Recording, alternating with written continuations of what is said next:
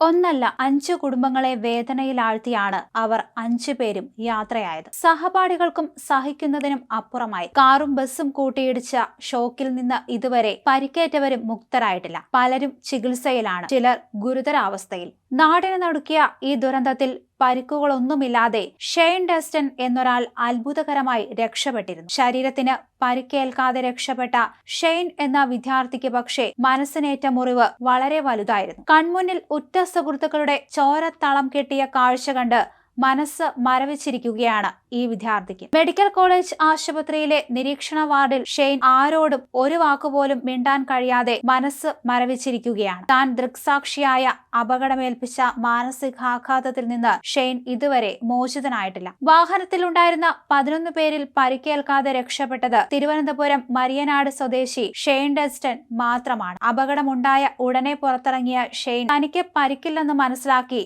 ഉടൻ രക്ഷാപ്രവർത്തനം നടത്തുകയും ചെയ്തു. ദുരന്ത സ്ഥലത്തെത്തിയ രക്ഷാപ്രവർത്തകർക്ക് ഷെയ്നും ഇതേ കാറിൽ ഉണ്ടായിരുന്നയാളാണ് എന്ന് പോലും മനസ്സിലായില്ല. ഗുരുതരമായി പരിക്കേറ്റവരെയും ചലനമറ്റവരെയും ആംബുലൻസിൽ കയറ്റി ആശുപത്രികളിലേക്കുള്ള നെട്ടോട്ടത്തിലായിരുന്നു എല്ലാവരും. ആംബുലൻസിൽ എല്ലാവരെയും ആശുപത്രിയിലേക്ക് എത്തിച്ചപ്പോൾ ഒരു വേള എപ്പോഴോ അപകട സ്ഥലത്ത് ഷെയ്ൻ തനിച്ചായി. അതുവഴി വന്ന ഒരു വാഹനത്തിൽ കയറി ഹോസ്റ്റലിൽ തിരിച്ചെത്തി. ആരോടും ഒന്നും മിണ്ടാതെ മുറിക്കകത്ത് കയറി വാതിലടച്ചു. 10 പേരാണ് വാഹനത്തിൽ ഉണ്ടായിരുന്നത്. ഇതായിരുന്നു ആദ്യം രേഖപ്പെടുത്തിയത്. എന്നാൽ വാഹനമോടിച്ച വിദ്യാർത്ഥിയുടെ മൊഴിയെടുത്തപ്പോഴാണ് ഷെയ്ൻ കൂടി വാഹനത്തിൽ ഉണ്ടായിരുന്നുവെന്ന് മനസ്സിലായത്. പിന്നെ ഷെയ്നു വേണ്ടിയുള്ള അന്വേഷണമായി. ഹോസ്റ്റലിൽ ഉണ്ടെന്ന് കണ്ടെത്തിയതോടെ സുഹൃത്തുക്കൾ അവിടെ എത്തി. അപ്പോഴേക്കും അപകടത്തിന്റെ ആഘാതത്തിൽ നിന്ന് സംസാരിക്കാൻ കഴിയാത്ത അവസ്ഥയിലായിരുന്നു ഷെയ്ൻ എന്ന് സുഹൃത്തുക്കൾ പറഞ്ഞു. ഉടനെ ആശുപത്രിയിൽ എത്തിച്ചു. അവിടെ ഡോക്ടർമാരുടെ നിരീക്ഷണത്തിലാണ്. മാനസികാഘാതം മറികടക്കാനുള്ള ചികിത്സ നൽകുന്നുണ്ടെന്ന് മെഡിക്കൽ കോളേജ് അധികൃതർ